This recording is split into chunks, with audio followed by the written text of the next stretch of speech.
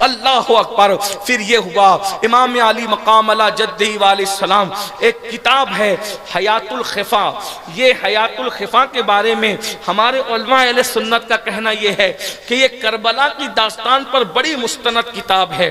اس کے اندر یہ بات موجود ہے کہ جب میرے آقا امام عرش مقام امام حسین نے اپنی آوان و انصار کے خطبے کو سنا، ان کی باتوں کو کہ ہم نہیں جائیں گے، مر جائیں گے، آپ پر سب کچھ لٹا دیں گے، سب سنا، تو امام نے فرمایا اگر ایسی بات ہے تو اب اوپر دیکھو۔ سب لوگوں نے اوپر دیکھا تو نور کی قندیلیں تھی، اور اس کے بعد کہا دیکھو نظارہ کرو کیا دیکھ رہے ہو؟ تو اس کے بعد کہا امام ہم تو محل دیکھ رہے ہیں۔ نام لے لے کے کہا یہ جنت کے محل ہے، یہ فلاں کے لیے، یہ فلاں یہ تیرے لیے، یہ فلاں یہ تیرے لیے، یہ فلاں یہ تیرے لیے۔ نواسے نے میدان کربلا میں جنت کے محل بتائے۔ جب نواسے کا یہ عالم ہے تو نانا کا کیا عالم ہوگا؟ جہاں بانی عطا کر دیں، بھری جنت ہبا کر دیں، نبی مختار کل ہیں جس کو جو چاہیں عطا کر دیں۔ میرے آقا امام عرش مقام نے جنت بتائی، محل بتائے، اور اس کے بعد کہا اب جاؤ اپنے اپنے خیموں میں اللہ کی عبادت میں مصروف ہو جاؤ، اور اس کے بعد سب اپنی اللہ کی عبادت میں مصروف ہو گئے۔ آج کی رات یہی رات شب عاشور تھی جس میں ہمارے نوجوان کھیلتے کودتے ناچتے گاتے خدا جانے کیا کیا کرتے ہیں۔ اللہ سب کو ہدایت دے، سب کو توفیق دے، خرافات اور بدعات سے ہم سب کو بچائے۔ ذکر کرو، تسبیح کرو، درود پڑھو، اللہ والوں کا ذکر کرو۔ حالانکہ یہ تو امام کا ذکر کرنے بیٹھے ہو، یہ تو بڑی عبادت ہے۔ شب عاشور میں اللہ نے توفیق دی، بالآخر جب صبح ہوئی تو 10ویں محرم 61 ہجری کی صبح، وہ خون آشام صبح جس کا تذکرہ میرے آقا نے بار بار کیا تھا، وہ کربلا میں رونما ہوئی۔ صبح آتی ہے تو میرے آقا شہزادہ علی اکبر کو کہتے ہیں ہم شبیہ پیغمبر سے فجر کی اذان پڑھو، اور امام آخری مرتبہ نماز با جماعت ادا کرنے کے لیے مصلی پر آتے ہیں۔ پتہ نہیں جانے نماز کے محبوب کو کیا مزہ آیا ہوگا آخری نماز با جماعت کے اندر کہ انہوں نے آخری نماز با جماعت پڑھائی۔ شہزادہ علی اکبر نے اذان و اقامت پڑھی، اور اس کے بعد پھر جنگ کی تیاریاں شروع ہو گئی۔ جنگ تھوڑی تاخیر ہو رہی تھی، دونوں فریقین چاہتے تھے کہ وہ شروع کرے یا وہ شروع کرے۔ امام چاہتے تھے کہ جنگ شروع کر کے خون کا الزام میں اپنے سر نہیں لینا چاہتا۔ بہت سے معاملات ہوئے، بالآخر 10ویں ہجری کو دوپہر شروع ہوتے ہوتے جنگ کربلا کا آغاز ہوا۔ جنگ کربلا کا آغاز کیا ہوا؟ امام کے ساتھ جتنے لوگ تھے انہوں نے سب پر ایک ساتھ حملہ کر دیا۔ پہلے حملے میں جنگ کے 3 طریقے تھے اس دور میں، ایک ساتھ حملہ کر دیا جاتا تھا اور سب کو مار کاٹ کے ختم کر دیا جاتا تھا، ایک طریقہ یہ تھا۔ دوسرا طریقہ یہ تھا اس میں جو لوگ بچ جاتے تھے ایک ایک کر کے ایک دوسرے کا مقابلہ کیا جاتا تھا، اس طریقے سے لڑا جاتا تھا، ایک طریقہ یہ تھا۔ تو ان لوگوں نے پہلا طریقہ اختیار کیا، ایک ساتھ مل کے حملہ کیا۔ امام کے 50 ساتھی ایک ساتھ شہید ہو گئے، اور ان 50 میں سے سب آوان و انصار شہید ہوئے، سب زیادہ تر، اور خاندان کے لوگ ابھی بچے رہے اور مزید آوان و انصار بچے رہے۔ پھر اس کے بعد ان لوگوں کی خواہش یہ تھی کہ اب ہم ایک کے ساتھ ایک لڑیں گے۔ تو اس میں سب سے پہلے جو میدان میں گئے، میں ترتیب وار شہادتیں نہیں پڑھوں گا، بس 2-3 شہادتیں پڑھ کے بعد ختم کروں گا، لیکن پہلی شہادت میں پڑھ رہا ہوں جو پہلا شہید ہے کربلا کا۔ یہ 50 کے بعد ایک اور ایک جانے کے معاملے میں وہ 17 دن کا دولہ ہے جسے دنیا وہب ابن عبداللہ کلبی کے نام سے جانتا ہے۔ ان کی امی کا نام جو ہے وہ بی بی قمر خاتون بتایا جاتا ہے، اور ان کو پتہ چلا تو یہ اپنے بیٹا جس کی شادی کو ابھی جو ہے وہ 15-16 دن ہوئے تھے، بیٹے کو کہتی ہے کہ بیٹا شہزادہ رسول کربلا میں ہیں، اگر تو میرے دودھ کا حق ادا کرنا چاہتا ہے تو سیدہ کے لال پر اپنی جان قربان کر دے۔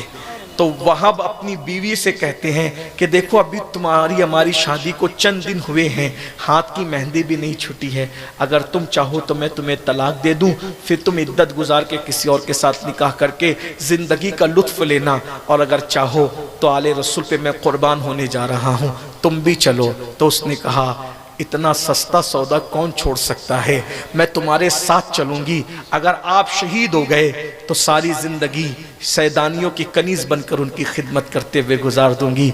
जब ये खातून अपनी बहू और अपने बेटे को लाई तो लाकर कहती है, चंद दिन हुए मेरे लाल के शादी को और सैयदा की कनीज हूँ, आपकी अम्मी की खुशी के लिए, आपके नाना की खुशी के लिए बेटा पेश कर रही हूँ, कबूल फरमाएं, बस इस उम्मीद पर कि आपके नाना हमारी शफात करें। तो आपने फरमाया, उम्मीद क्या, हम तुमसे वादा करते हैं कि हमारे नाना तुम्हारी भी शफात करेंगे, तुम्हारे लाल की भी शफात करेंगे। अल्लाह अकबर। जब हजरत उमैर इब्न अब्दुल्ला कल्बी मैदान में जाने लगे तो बीवी ने दामन पकड़ के इमाम के पास लाया और लाकर कहती, इमाम ये जा रहे हैं, मैंने हदीस सुनी है कि शहीद जब गिरता है तो हूरें उसको उठा लेती है और उसको जो है वो चाहती है, मोहब्बतें देती है, इनसे कह दो कि ये जा तो अकेले रहे हैं लेकिन जब जन्नत में ये जाएंगे तो मुझे अकेले इस तरह नहीं जाएंगे, अपने साथ लेकर के जाएंगे। इमाम ने उस वक्त मुस्कुरा दिया और उनसे कहा कि वादा करो कि शहादत के लिए तो अकेले जा रहे हो लेकिन जन्नत में बीवी को साथ लेके जाना। किसे खबर थी कि बीवी साथ ही शहादत भी पाने वाली है। ऐसे में वहाब इब्न अब्दुल्ला 17 दिन का दूल्हा। सिर्फ दास्तान करबला रस्म के तौर पे मत सुनो, दास्तान करबला सिर्फ दिल बहलाने के लिए मत सुनो। दास्तान करबला ये कि हर साल प्रोग्राम होता है 27 साल से, चलो बैठ के सुन लेंगे। जरा इबरत हासिल करो कि आले नबी के नाम पे दीन की खातिर, शरीयत की खातिर, इस्लाम की खातिर, कुरान की तालीमात की खातिर 17 दिन का दूल्हा शहीद हो गया। मेरे नौजवानों, मैं अपनी बहनों से भी कहता हूँ, आप सबसे कहता हूँ, 17 दिन का दूल्हा अल्लाह के दीन के लिए शहीद हुआ है। हमने दीन के लिए क्या कुर्बानी दी है। हम तो 10 मिनट की नींद भी फजर के लिए कुर्बान नहीं करते, हम तो नमाजों को तर्क करते हैं, इबादतों को तर्क करते हैं। अल्लाह अकबर। गांजा पीते हैं लोग, शराब पीते हैं लोग, जिना की तरफ जाते लोग। अल्लाह के बंदो, इमाम अली मकाम की कुर्बानियों की कद्र करो, गुनाहों से तौबा करो और कहो कि इमाम आपकी खुशी के लिए लोगों ने जान दे दी, दुनिया छोड़ दी आपकी खुशी के लिए, ताकि आपके नाना को राजी करें। हम आपकी खुशी के लिए गुनाह छोड़ देंगे, नफसानी ख्वाहिशात छोड़ देंगे, हम आपके दिल को तकलीफ पहुंचाने वाली चीजें छोड़ देंगे। देखो करबला वालों को जो बरकतें मिली, इमाम वो बरकतें हमें भी अता फरमाएंगे।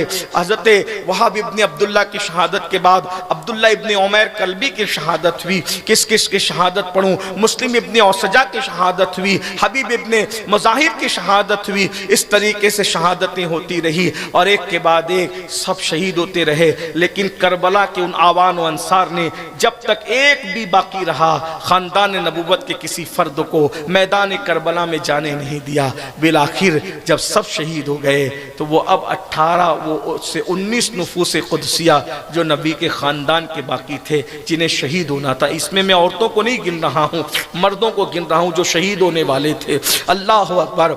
सबसे पहले मैदान के अंदर जाने वालों में कौन था? अलग अलग रिवायतें हैं लेकिन मैं तरतीबवार आपके सामने रखता हूँ।